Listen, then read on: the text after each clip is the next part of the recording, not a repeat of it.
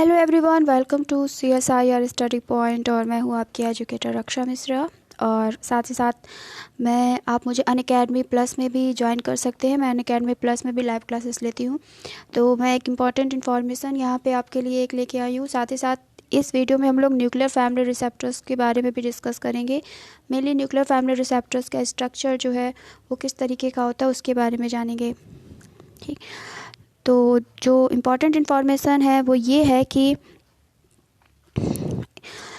जो CSIR net के जो न्यू बैच हैं वो स्टार्ट हो चुके हैं। जो भी बच्चे जिन्होंने सोच रखा है कि जून 2021 को क्लियर करने के लिए, ठीक, तो वो न्यू बैच को ज्वाइन कर सकते हैं। सभी जितने भी न्यू बैच हैं सभी एजुकेटर्स के वो स्टार्ट हो चुके हैं। तो आप जल्दी से न्यू बैच को इनरोल कर लीजिए अनअकैडमी प्लस में। और जिन्होंने अभी तक सब्सक्रिप्शन नहीं लिया है और जिन्होंने सोचा है अनअकैडमी प्लस सब्सक्रिप्शन लेने के लिए, तो वो जल्दी से अनअकैडमी प्लस सब्सक्रिप्शन ले लीजिए, क्योंकि बहुत जल्दी आपको उसी सब्सक्रिप्शन के लिए बहुत ज़्यादा फ़ीस देनी पड़ेगी। 25 दिसंबर से अनअकैडमी प्लस सब्सक्रिप्शन की जो फ़ीस है वो बहुत बढ़ने वाली है। तो जिन्होंने भी टारगेट किया है जून 2021 को क्लियर करने के लिए, वो जल्दी से सब्सक्रिप्शन ले लीजिए, क्योंकि बहुत जल्दी आपको उसी सब्सक्रिप्शन के लिए ज़्यादा फ़ीस देनी पड़ेगी। तो 25 दिसंबर से जो सब्सक्रिप्शन फ़ीस है वो बढ़ने वाली है। तो ये एक इम्पॉर्टेंट इन्फॉर्मेशन है सभी लर्नर्स के लिए।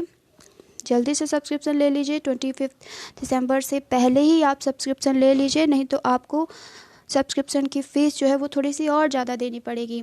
साथ ही साथ जो बच्चे सब्सक्रिप्शन लेना चाहते हैं वो रक्षा एम इस रेफरल कोड का यूज कर सकते हैं।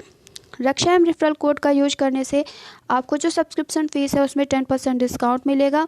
और अगर आप अनअकैडमी लर्नर हैं तो आपके जो भी क्रेडिट जनरेट हुए हैं आप उनको भी यूज कर सकते हैं। तो क्रेडिट और रेफरल में आप रक्षा एम इस रेफरल कोड का यूज कर सकते हैं। तो इन दोनों की मदद से आप सब्सक्रिप्शन फ़ीस में अप्रॉक्स 20% डिस्काउंट जो है वो पा सकते हैं। तो जल्दी करिए, बहुत जल्दी फ़ीस बढ़ने वाली है। ठीक, और नेक्स्ट जो यहाँ पे मैं अपने कोर्स के बारे में बताना चाहूँगी। जो मेरे प्लस कोर्स इस समय स्टार्ट हो चुके हैं अनअकैडमी प्लस में। तो फर्स्ट जो कोर्स है वो गेट लाइफ साइंस के लिए कोर्स है, जिसमें मैं जूलॉजी वाला जो पेपर है उसका सिलेबस जो है कंप्लीट करा रही हूँ। ये कोर्स मेरा 2 दिसंबर को स्टार्ट हो चुका था। मॉर्निंग में 1 से 2 बजे इसकी क्लासेस रहती हैं। सेकेंड जो कोर्स है वो मेरा सेल सिग्नलिंग और सेल कम्युनिकेशन का है, जो कोर्स मेरा स्टार्ट हुआ है कल से। ठीक, तो आज इसकी सेकेंड क्लास है और इस कोर्स की टाइमिंग जो है वो 6 PM है। 6 to 7:30 PM ये कोर्स जो है ये प्लस में स्टार्ट हो चुका है। तो जो बच्चे मुझसे सेल सिग्नलिंग पढ़ना चाहते हैं या गेट लाइफ साइंस की प्रिपरेशन करना चाहते हैं वो जल्दी से इन कोर्स को एनरोल कर लीजिए। और साथ ही साथ यहाँ पे जो सिग्नलिंग की अगर बात की जाए तो फुल डिटेल में सिग्नलिंग आपको बताई जाएगी। और पिछली बार जो मैंने सिग्नलिंग बताई थी उससे काफ़ी सारे क्वेश्चन इस बार आए हैं और उन क्वेश्चन को भी हम लोग यहाँ पर डिस्कस करेंगे जो इस बार पेपर में आया और जो भी क्वेश्चन अभी तक आए हैं सेल सिग्नलिंग में, तो उनको भी इस कोर्स के दौरान आपको बताया जाएगा। तो ये कोर्स आपके लिए काफ़ी ज़्यादा इम्पॉर्टेंट रहेगा, क्योंकि मैं फुल डिटेल में आपको ये पूरा टॉपिक कवर कराऊंगी। तो जिन्होंने अभी तक अनअकैडमी प्लस सब्सक्रिप्शन नहीं लिया है वो सब्सक्रिप्शन ले लीजिए बहुत जल्दी और 10% डिस्काउंट के लिए रक्षा एम रेफरल कोड का यूज कर लीजिए। साथ ही साथ जो मेरी प्लस कोर्स है आप इसको भी इनरोल कर सकते हैं। फिर नेक्स्ट जो इन्फॉर्मेशन है वो मेरी फ्री लाइव क्लासेस की है। ये जो लाइव क्लासेस है ये फ्री लाइव क्लासेस हैं, जो प्लस और नॉन प्लस दोनों ही बच्चे देख सकते हैं, दोनों ही लर्नर देख सकते हैं। ये जो फ्री लाइव क्लासेस जो है ये 13 दिसंबर को स्टार्ट हुई थी और 19 दिसंबर को ये कंप्लीट हो चुकी हैं। इसमें मैंने मेटाबॉलिज्म के बारे में फुल डिटेल में बताया है। स्पेशली रेस्पिरेशन जो चैप्टर है उसके बारे में मैंने हर एक टॉपिक को डिस्कस किया है। ग्लाइकोलाइसिस, क्रेब साइकिल और ऑक्सीडेटिव फॉस्फोराइलेशन, एटीपी सिंथेज का स्ट्रक्चर, फ्लिप फ्लॉप मैकेनिज्म, अनकपलर का क्या रोल है, थर्मोजेनेसिस, और साथ ही साथ रिएक्टिव ऑक्सीजन स्पीसीज का जो फॉर्मेशन होता है माइटोकॉन्ड्रिया में और किस तरीके से उसको न्यूट्रल किया जाता है, HMP पाथवे। तो ये सारे टॉपिक मैंने यहाँ पर डिस्कस किए थे। साथ ही साथ सेल सिग्नलिंग की भी एक फ्री लाइव क्लासेस जो है वो स्टार्ट हुई थी, जहाँ पर मैंने जितने भी लिगेंड्स होते हैं, पोलर नॉन पोलर लिगेंड्स, उनके बारे में बताया और न्यूक्लियर फैमिली रिसेप्टर्स के स्ट्रक्चर के बारे में, साथ ही साथ न्यूक्लियर फैमिली रिसेप्टर्स के टाइप के बारे में और जो भी सिग्नलिंग है जैसे कि एपिनेफ्रिन सिग्नलिंग है, नॉस डेल्टा सिग्नलिंग पाथवे है, GPCR सिग्नल, RTK सिग्नलिंग है, RTK में Ras MAP kinase pathway, insulin pathway, कई सारी सिग्नलिंग जो है मैंने यहाँ पे डिस्कस करी है। ये दोनों ही फ्री लाइव क्लासेस हैं, ठीक। और जो कंप्लीट हो चुके हैं, जिन्होंने अगर जो बच्चे नहीं देख पाए हैं, जिनकी अगर छूट गई है, तो वो मेरी प्रोफाइल में जाकर, मैं लिंक जो है इन क्लासेस का इस वीडियो के डिस्क्रिप्शन बॉक्स में शेयर कर दूंगी, तो आप वहां से डायरेक्टली जा सकते हैं और इन क्लासेस की रिकॉर्डिंग देख सकते हैं। साथ ही साथ 24 दिसंबर से मेरी फिर से लाइव क्लासेस स्टार्ट होने वाली हैं, जिसमें मैं गेट में आए हुए जो प्रीवियस ईयर क्वेश्चन है उनको डिस्कस करूंगी। Metabolism, cell signalling, molecular biology, इन यूनिट से जो भी प्रीवियस ईयर क्वेश्चन आए हैं गेट में या CSIR में, उनको डिस्कस किया जाएगा। तो वो क्लासें मेरी 24 दिसंबर से स्टार्ट होने वाली हैं। जिन्होंने अभी तक इनरोल नहीं किया है वो इनरोल कर लीजिए, ताकि जब क्लास स्टार्ट हो तो उसका नोटिफिकेशन आप तक पहुंच जाए। तो ये तो थी मेरी फ्री लाइव क्लासेस के बारे में डिटेल।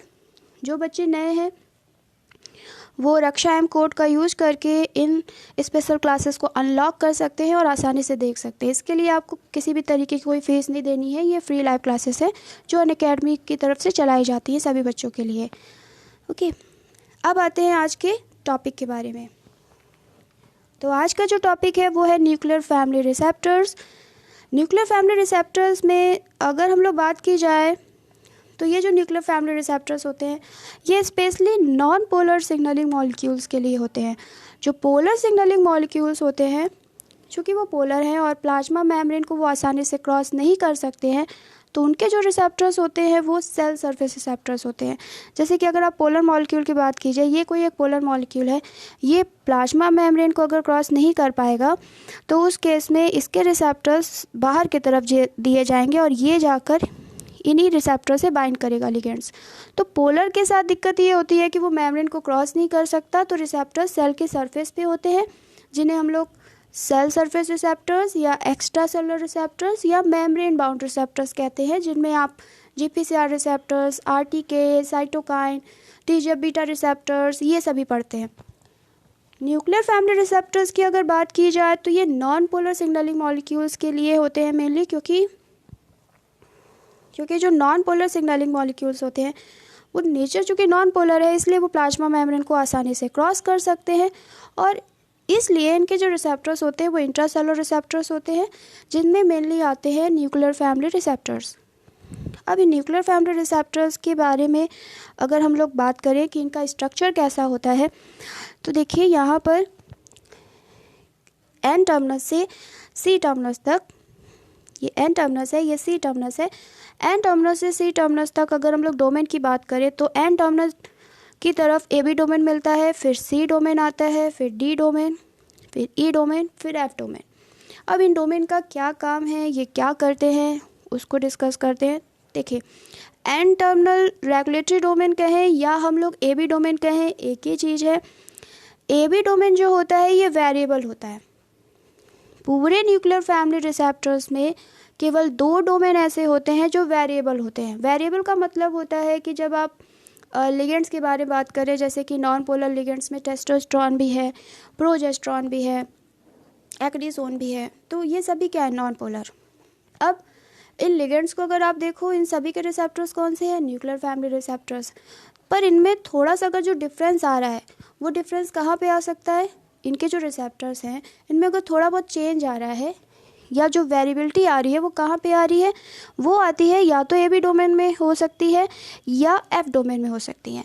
यहाँ पर जो सीक्वेंस है उनमें थोड़ा बहुत चेंज आपको देखने को मिलेगा, ठीक, लिगेंड्स के बेसिस पे जो भी रिसेप्टर्स है उनमें, ठीक। तो न्यूक्लियर फैमिली रिसेप्टर्स में 2 ही डोमेन ऐसे होते हैं जो वेरिएबल होते हैं, एक तो AB डोमेन या हम कहें N टर्मिनल डोमेन, दूसरा होता है C टर्मिनल डोमेन या F डोमेन। ये चीज़ आप याद रखिएगा क्योंकि क्वेश्चन बना है इससे। अभी मैं एक क्वेश्चन जो है इस टॉपिक से जो आया उसको भी कराऊंगी, तो ये क्वेश्चन बना है, ये चीज़ आपको याद रखनी कि कौन सा वेरिएबल डोमेन है, ठीक है। अब यहाँ पर क्या होता है, ये जो AB डोमेन की बात की जाए, सबसे पहले तो ये वेरिएबल होता है। दूसरी चीज़ होती है कि यहाँ से एक एक्टिवेशन फंक्शन 1 जो है वो यहाँ पर बाइंड करे रहता है। एक्टिवेशन फंक्शन 1 जो है इसका लिगेंड्स की प्रेजेंस और एब्सेंस से कोई लेना देना नहीं होता है। ये तो हो गया AB डोमेन का स्ट्रक्चर। नेक्स्ट जो हम लोग बात करते हैं, ठीक, वो होता है C डोमेन। या डीएनए बाइंडिंग डोमेन। ये जो आप ब्लू कलर से देख रहे हैं ये है सी डोमेन। इसे सी डोमेन इसलिए कहा गया है, सी मतलब होता है कंजर्व। कंजर्व मतलब कि इनमें जो सीक्वेंस है वो, चाहे आप टेस्टोस्टेरोन का रिसेप्टर्स देखो न्यूक्लियर फैमिली रिसेप्टर्स में, चाहे वो टेस्टोस्टेरोन का हो, एस्ट्रोजन का हो, प्रोजेस्टेरोन का हो, किसी भी नॉन पोलर का हो, नॉन पोलर सिग्नलिंग मॉलिक्यूल्स का हो, स्पेशली ये जो सी डोमेन है ये कंजर्व होगा। इसमें जो भी सीक्वेंस मिल रहा है वो सभी में सेम होगा, 1% भी चेंज नहीं देखा जाएगा। ठीक, तो ये कंजर्व होता है और इसी कंजर्व डोमेन को ही हम लोग बोलते हैं डीएनए बाइंडिंग डोमेन, जिसकी मदद से ये डीएनए से बाइंड करता है। क्योंकि ये जो न्यूक्लियर फैमिली रिसेप्टर्स होते हैं ये ट्रांसक्रिप्शन फैक्टर्स के तरीके फंक्शन करते हैं। ये डायरेक्टली जाकर टारगेट जीन्स का जो प्रमोटर सीक्वेंस है वहाँ से बाइंड कर सकते हैं और आरएनए पॉलीमरेज की बाइंडिंग को ये फैसिलिटेट कराते हैं। तो ये ट्रांसक्रिप्शन फैक्टर्स के तरीके फंक्शन करते हैं। तो इनमें क्या होता है, एक डीएनए बाइंडिंग डोमेन होता है जिसकी मदद से ये डीएनए से बाइंड करते हैं। अब डीएनए से ये बाइंड तो करते, पर किसकी मदद से बाइंड करते हैं, ऐसा कौन सा स्ट्रक्चर इनमें मिल रहा है जिसकी वजह से डीएनए से बाइंड कर रहे हैं, तो वो स्ट्रक्चर स्पेशली होता है जिंक फिंगर मोटिफ। इनमें क्या होते हैं, 2 जिंक फिंगर मोटिफ आपको देखने को मिलेंगे और उसमें भी अगर हम लोग जिंक फिंगर मोटिफ के टाइप की बात करें तो ये होता है C4 टाइप के जिंक फिंगर मोटिफ। C4 इसलिए कहा जाता है क्योंकि अगर आप इन जिंक फिंगर मोटिफ को देखेंगे तो सेंटर में तो जिंक रहता है, क्योंकि ये C4 है मतलब कि ये जिंक चारों तरफ सिस्टीन के साथ कॉम्प्लेक्स बनाता है। ठीक, तो ये जो स्ट्रक्चर आप देख रहे हैं ये है C4 जिंक फिंगर मोटिफ और इस तरीके से ऐसे 2 जिंक फिंगर मोटिफ सी डोमेन में होते हैं जिनकी मदद से ये जो रिसेप्टर्स होते हैं ये डीएनए से बाइंड करते हैं। और बाइंडिंग साइट जो होती है उसे बोला जाता है हार्मोन्स रिस्पॉन्स एलिमेंट। ये स्पेसिफिक रेगुलेटरी सीक्वेंस है जहाँ से ये बाइंड करते हैं। ठीक, ये तो स्ट्रक्चर हो गया सी डोमेन का। अब उसके बाद नेक्स्ट हम लोग बात करते हैं यहाँ पर, तो नेक्स्ट जो अगर हम लोग यहाँ पर, अच्छा एक मिनट थोड़ा सा स्ट्रक्चर में पीछे जाते हैं, सॉरी, देखिए सी डोमेन के बाद जो नेक्स्ट डोमेन बचता है वो कौन सा है, डी डोमेन है, फिर ई डोमेन है, फिर एफ डोमेन है। तो हम लोग अब बात करेंगे डी डोमेन के बारे में। देखिए डी डोमेन को बोला जाता है हिंज रीजन। ये काफ़ी ज़्यादा फ्लैक्सिबल होता है, इसकी मदद से ये जो न्यूक्लियर फैमिली रिसेप्टर्स होते हैं ये फोल्ड कर सकते हैं। साथ ही साथ ये वही रीजन होता है जहाँ पर न्यूक्लियर लोकलाइजेशन सिग्नल्स प्रेजेंट होते हैं। अब न्यूक्लियर फैमिली रिसेप्टर्स में जब आप इनके टाइप को डिस्कस करते हो तो कुछ न्यूक्लियर फैमिली रिसेप्टर्स जिसे हम लोग टाइप फर्स्ट बोलते हैं वो साइटोसॉल में मिलते हैं। अगर इन्हें पर्टिकुलर जीन्स का ट्रांसक्रिप्शन स्टार्ट करना है तो इन्हें साइटोसॉल से न्यूक्लियस के अंदर जाना पड़ता है, और अगर इन्हें साइटोसॉल से न्यूक्लियस के अंदर जाना है तो इसके लिए इनके पास एनएलएस होना ज़रूरी है। तो स्पेशली जो nuclear family receptors, specially type first nuclear family receptors की अगर बात करें तो उनमें जो हिंज रीजन मिलता है उसमें एनएलएस आपको देखने को मिलेगा, और ये सिर्फ इसलिए दिया जाता है ताकि जो ट्रांसपोर्ट है वो आसानी से हो सके। ये जो रिसेप्टर्स है जब लिगेंड से बाइंड कर जाए तो उसके बाद जो हार्मोन्स रिसेप्टर्स कॉम्प्लेक्स है वो आसानी से न्यूक्लियस के अंदर आ सके और टारगेट जीन से बाइंड करके ट्रांसक्रिप्शन को स्टार्ट कर सके। तो हिंज रीजन का मेन रोल यही देखा जाता है। फिर उसके बाद जो नेक्स्ट डोमेन आता है वो होता है डी डोमेन, डी के बाद आता है ई डोमेन, जिसे बोला जाता है लिगेंड्स बाइंडिंग डोमेन, जहाँ से मेनली लिगेंड्स बाइंड करता है। तो ई डोमेन होता है लिगेंड्स बाइंडिंग डोमेन, जहाँ से लिगेंड्स बाइंड कर सकता है, जहाँ से कोई को एक्टिवेटर बाइंड कर सकता है जैसे कि हिस्टोन एसिटिल ट्रांसफरेज, कोई रिप्रेसर बाइंड कर सकता है जैसे कि कोई हीट शॉक प्रोटीन्स या कोई हिस्टोन डीएस्टाइलेज। ठीक, तो ये कुछ ऐसे को एक्टिवेटर, को रिप्रेसर या लिगेंड्स की जो बाइंडिंग होती है वो स्पेशली यहाँ पर ई डोमेन से होती है, और यहाँ पर मिलता है एक्टिवेशन फंक्शन 2। ठीक, फिर उसके बाद नेक्स्ट सी टर्मिनल की बात की जाए तो सी टर्मिनल डोमेन जो है इसे एफ डोमेन कहा जाता है। ये भी कैसा होता है, एन टर्मिनल डोमेन जो ए बी डोमेन है उसी के तरीके ये भी कैसा होगा, वेरिएबल होगा। तो पूरे न्यूक्लियर फैमिली रिसेप्टर्स में केवल 2 ही डोमेन ऐसे होते हैं जो वेरिएबल आपको देखने को मिलेंगे, एक तो एन टर्मिनल डोमेन और दूसरा सी टर्मिनल डोमेन, या हम कहें ए बी डोमेन या एफ डोमेन। तो इस तरीके से जो न्यूक्लियर फैमिली रिसेप्टर्स है उनका स्ट्रक्चर होता है। अब एक क्वेश्चन मैं यहाँ पे बता रही हूँ, ये क्वेश्चन आया था जून 2011 में पूछा गया था। यहाँ पे उन्होंने पूरा स्ट्रक्चर दिया था और पूछा यह था कि इनमें से कौन सा स्टेटमेंट ट्रू है। ठीक है। तो सबसे पहले स्टेटमेंट, अगर ये स्टेटमेंट को आप पढ़े तो इसमें इन्होंने ये कहा है कि ये जो रीजन एफ है, मतलब ये वाला जो रीजन एफ है, ये लिगेंड्स की बाइंडिंग के लिए रिस्पॉन्सिबल होता है। आगे इन्होंने ये कहा है कि इसमें 2 zinc finger like binding motive present होते हैं। ये एफ डोमेन के बारे में कह रहे हैं कि एफ डोमेन वो डोमेन है जिससे लिगेंड्स आके बाइंड करता है, साथ ही इसमें जो जिंक फिंगर मोटिव की हम लोग बात करते हैं वो मिल रहे हैं, जबकि ऐसा नहीं है। F domain ligands binding domain नहीं होता, लिगेंड्स बाइंडिंग डोमेन होता है ई डोमेन। और जिंक फिंगर मोटिव जो बात कर रहे हैं, ये जिंक फिंगर मोटिव जिनकी मदद से ये डीएनए से बाइंड करता है, वो डीएनए बाइंडिंग डोमेन में होता है, जो कि होता है सी डोमेन। इस वजह से जो ए स्टेटमेंट है वो गलत हो जाएगा। फिर बी में आते हैं, इन्होंने कहा receptors with A B domain generally associated with chaperones and do not bind to DNA. मतलब ये जो ए बी डोमेन है ये चैपरॉन से एसोसिएटेड होता है, जबकि अभी हम लोगों ने डिस्कस किया कि ये जो ई डोमेन होता है, जो लिगेंड्स बाइंडिंग डोमेन होता है, उसी से HSP proteins, chaperones proteins, histone acetyl transferase, histone deacetylase, ligands, ये सारे किससे बाइंड करते हैं? ई डोमेन से बाइंड करते हैं। और ये कह रहे हैं ए बी डोमेन से बाइंड करते हैं, तो ये भी कैसा हो गया? गलत हो गया। अब आ जाओ सी में, इन्होंने कहा है रीजन ई जो है ये एसोसिएटेड होता है चैपरॉन से और जो न्यूक्लियर हार्मोन्स रिसेप्टर्स को प्रोटेक्ट करता है। तो ये स्टेटमेंट सही है, सी स्टेटमेंट सही है। इन्होंने कहा है कि जो ई डोमेन होता है वहाँ से जाकर जो चैपरॉन से वो एसोसिएटेड होते हैं और रिसेप्टर्स को प्रोटेक्ट करने का काम करते हैं। तो ये स्टेटमेंट बिल्कुल सही है कि ई डोमेन है, वहीं से चैपरॉन, एसएसपी प्रोटीन्स हम कह सकते हैं, या जो लिगेंड्स है, जो को एक्टिवेटर है या को रिप्रेसर है, वो आके बाइंड करता है। तो ये चीज़ सही है। फिर डी डोमेन में इन्होंने कहा है reason C content P box and D box. ये पी बॉक्स और डी बॉक्स क्या है? ये है मोटिव, जो जिंक फिंगर मोटिव्स की हम लोग बात कर रहे थे, ये वही है, उन्हीं को पी बॉक्स और डी बॉक्स कहा जाता है।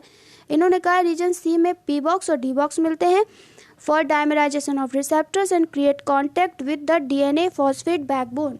मतलब ये इन मोटिव के बारे में बता रहे हैं और बता रहे हैं कि इनकी मदद से ये डीएनए की जो बैकबोन है उससे अटैच होते हैं। तो ये चीज़ बिल्कुल सही है। जो सी डोमेन होता है इसे डीएनए बाइंडिंग डोमेन कहा जाता है और इसमें जो मोटिव प्रेजेंट होते हैं C4 जिंक फिंगर मोटिव, एक तो पी बॉक्स और डी बॉक्स, उनकी मदद से ये डीएनए में जो हार्मोन्स रिस्पॉन्स एलिमेंट है उनसे बाइंड करते हैं और वही चीज़ इन्होंने इस स्टेटमेंट में दी है।